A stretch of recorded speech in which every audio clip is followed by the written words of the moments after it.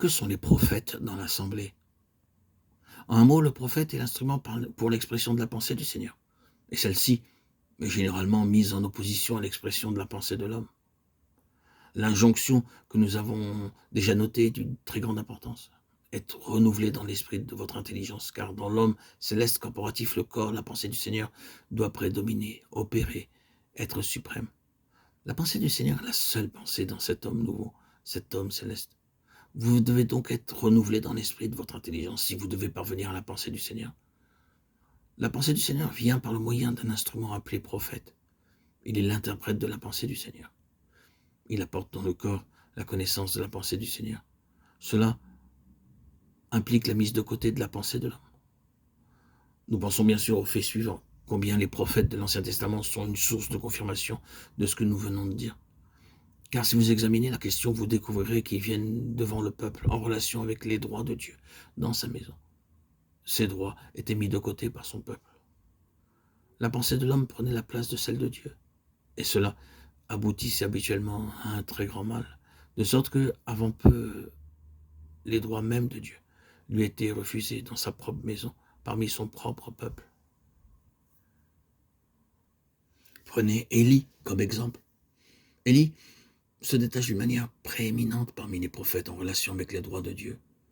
Et le Carmel est la grande crise quant aux droits de Baal et à ceux de Dieu en Israël. Élie est l'instrument pour l'établissement des droits de Dieu d'une manière absolue, en vue de la destruction complète de cette haute pensée représentée dans les prophètes de Baal. Ces droits sont exprimés dans les termes de la pensée de Dieu pour son peuple. Et ainsi, tous les prophètes introduisent la pensée de Dieu, l'interprètent, la maintiennent devant le peuple de Dieu et livrent bataille pour elle, afin que Dieu ait sa place, qu'il ait les choses selon sa pensée. Ceci encore est un fonctionnement de l'homme céleste dans son corps, à savoir de maintenir les choses selon la pensée de Dieu. Nous ne pensons pas particulièrement en ce moment à des gens parmi nous que nous pouvons avoir en pensée d'appeler prophètes.